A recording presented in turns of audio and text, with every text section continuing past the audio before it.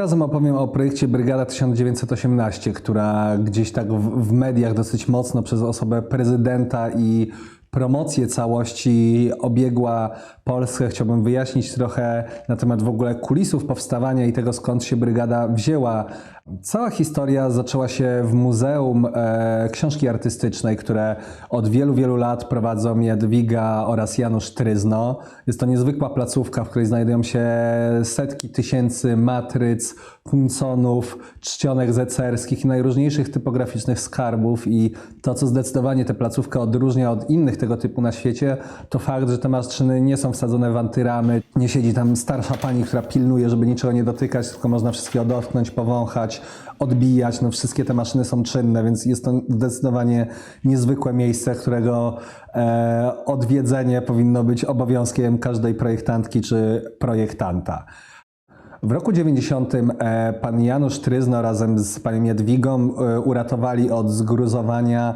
materiały, które znajdowały się w drukarni przy ulicy Rejtana 16. Były tam dziesiątki tysięcy czcionek, jakieś maszyny i najróżniejsze rzeczy, które służyły do drukowania. Ze względu na zmianę technologiczną wyjechałyby prawdopodobnie na skup złomu, więc on to wszystko uratował i w 96 roku dowiedział się od pana dyrektora ówczesnej drukarni Fuchsa, że wśród tych wszystkich zbiorów, które on zabrał, znajduje się coś takiego jak Brygada 1918, która miała być krojem zaprojektowanym z okazji dziesięciolecia odzyskania przez Polskę niepodległości, czyli już to gdzieś tam sugerowało, że projekt musiałby powstać czy zostać wdrożony do produkcji w 1928 roku. W zecerni w Muzeum Książki Artystycznej w Łodzi, tak jak wspominałem, czy w samej drukarni znajdują się tysiące drobnych matryc starannie popakowane w koperty. No jest to tak olbrzymi materiał, który naprawdę potrzeba pewnie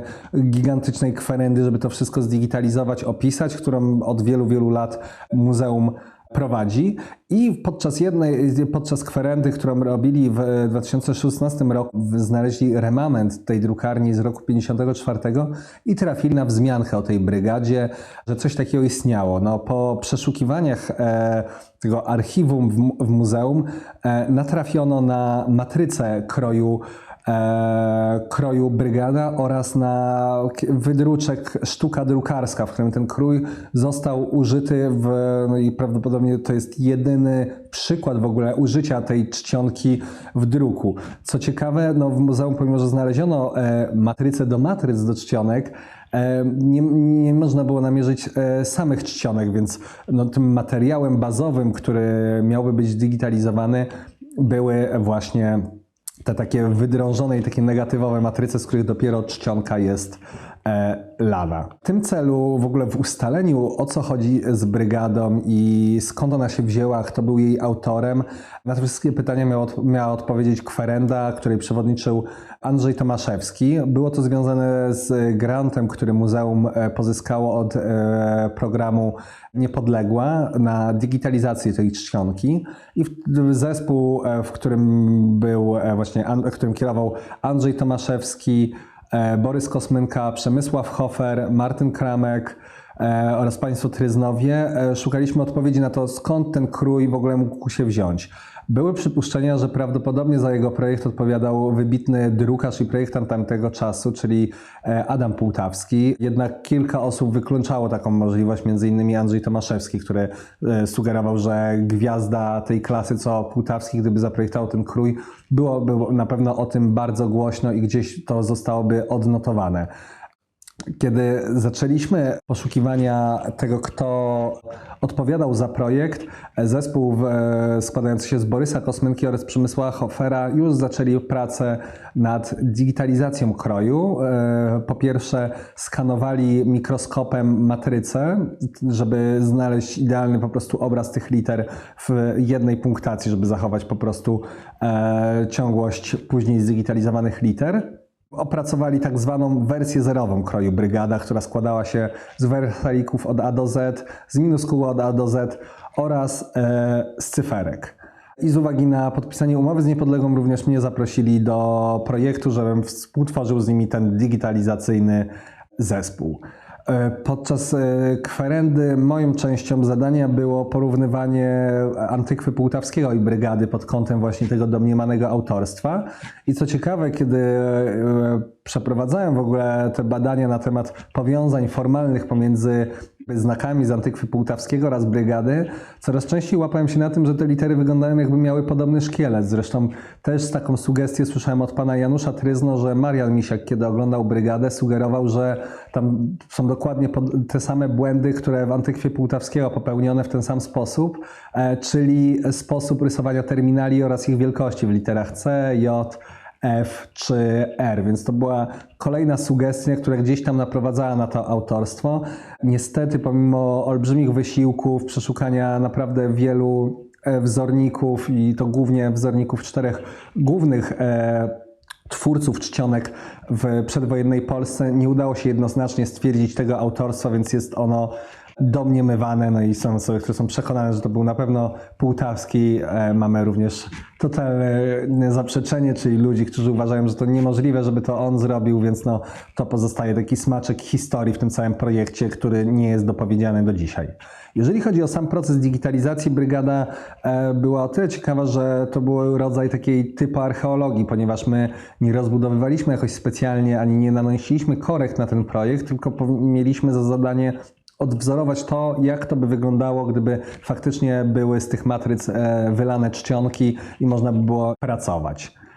Jak widzicie na obrazku, tu mamy porównanie oryginalnej formy tych liter z projektu zerowego Borysa Kosmynki i Przemysława Hoffera, a po prawej tę samą literę w finalnej formie, która została wdrożona do projektu. Czyli jak widzicie, no, drobne korekty powstały, ale to tylko ze względu na to, że po prostu krój był jak najbardziej utylitarny, że można było tym składać teksty. Też kilka osób miało zarzuty co do pewnych świateł czy niedoskonałości tego projektu i to nam sugerowało, że może przez to ten krój nie został wdrożony. Natomiast cały czas nie rozwiązywało to zagadki, jakim cudem w tamtych latach, kiedy stworzenie nowego kroju było niesamowicie drogie, ktoś doprowadził do przygotowania matryc i nic się z tym dalej nie wydarzyło, więc to jest kolejna rzecz taka dosyć tajemnicza w całym projekcie. Od strony projektowej, jeżeli zobaczycie właśnie porównanie tych liter obok siebie,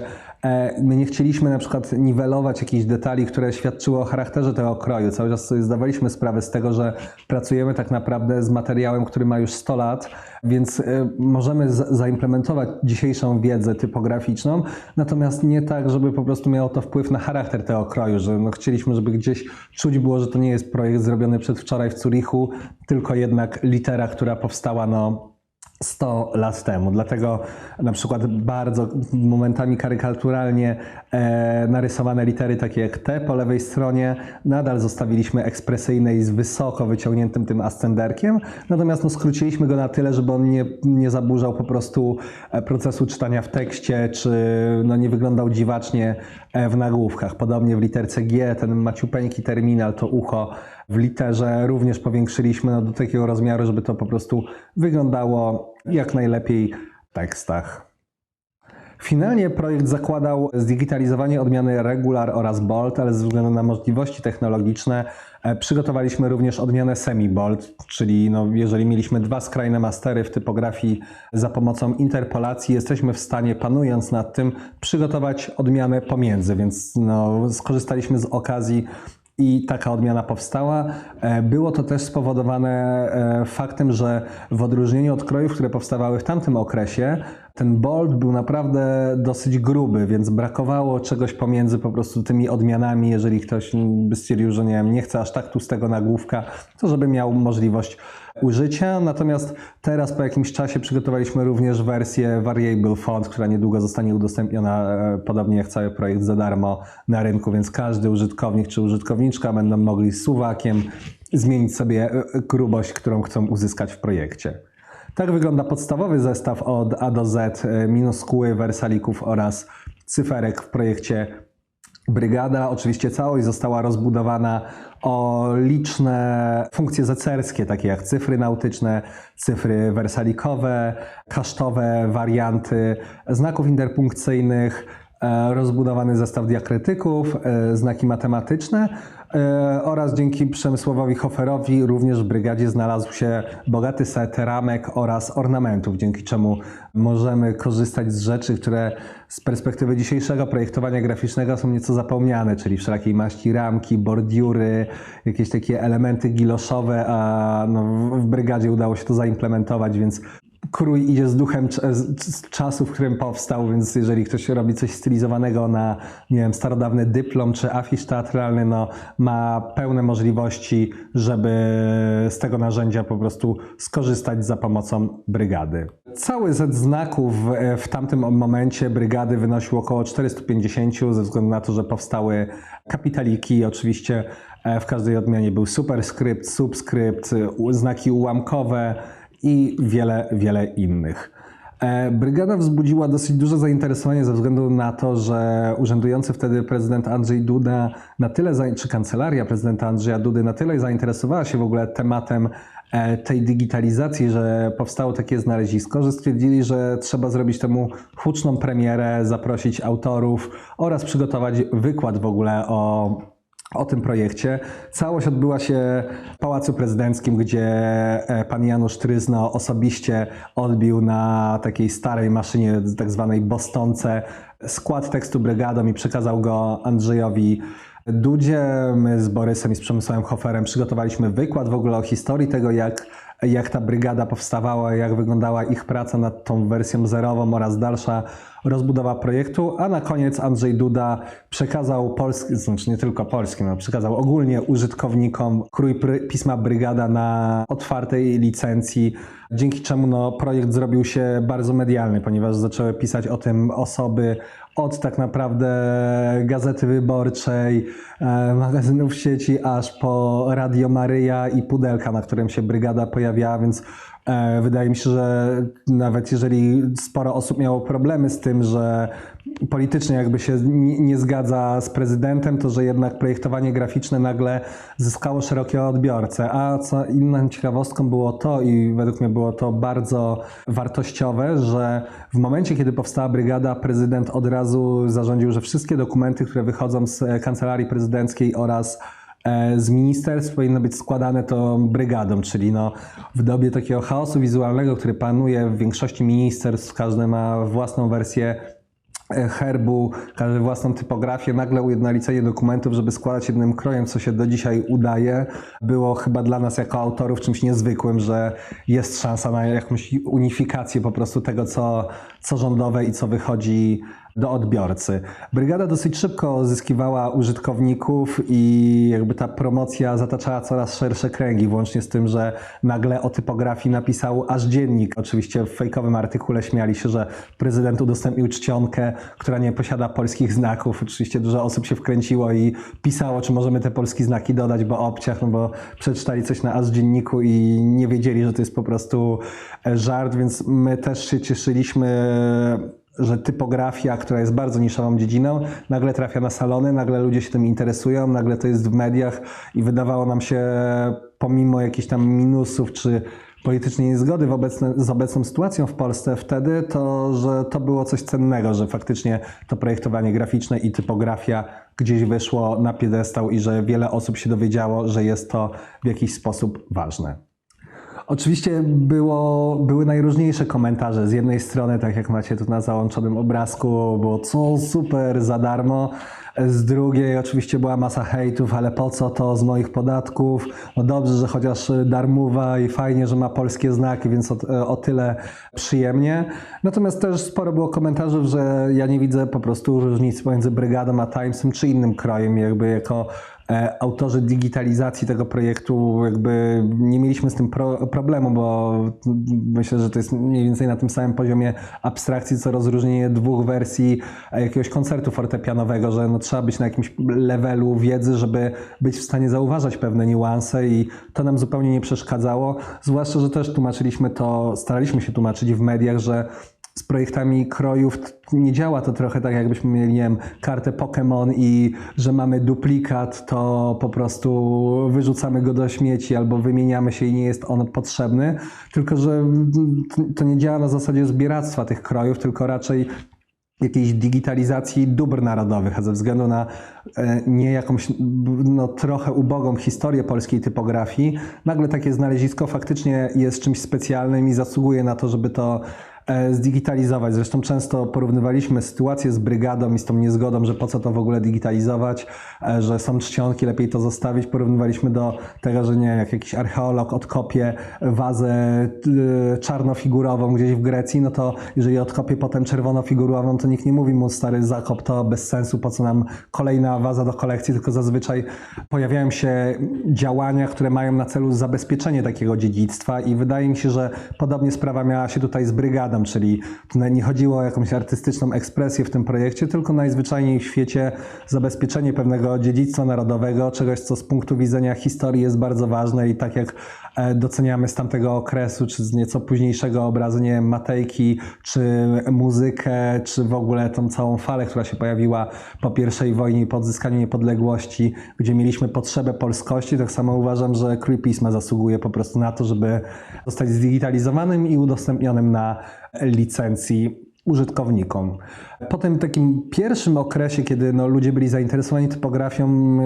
chcieliśmy dalej rozbudowywać Brygadę. Do zespołu dołączyła Ania Wieluńska i stwierdziliśmy, że warto po prostu rozbudować projekt o skrypty, z których korzysta po prostu najwięcej osób w Polsce. W pierwszej kolejności zwracało się do nas dużo osób, które pracują na uniwersytetach i mówili, że jest duża potrzeba, chociaż powstała Greka do Brygady oraz International Phonetic Alphabet i rozszerzony zestaw znaków łacińskich, który po prostu umożliwi zapis pewnych, nie wiem, słów czy jakichś fraz w transkrypcjach, żeby można było po prostu faktycznie z życzeniem pana prezydenta, nie wiem, składać prace magisterskie Brygadą, więc chcieliśmy doprowadzić to do takiego punktu, żeby po prostu można było to zrobić. A oprócz tego stwierdziliśmy, że ze względu jakby na historię Polski i tak dalej, popularność cyrylicy przed wojną i po wojnie, żeby zaprojektować też cyrylicę do Brygady, więc finalnie Brygada by miała 3 krypty i tak narodziła się właśnie Brygada wersja 2.0 składająca się z cyrylicy, z greki oraz właśnie z International Phonetic Alphabet rozszerzonego o dosyć bogaty set znaków najróżniejszych,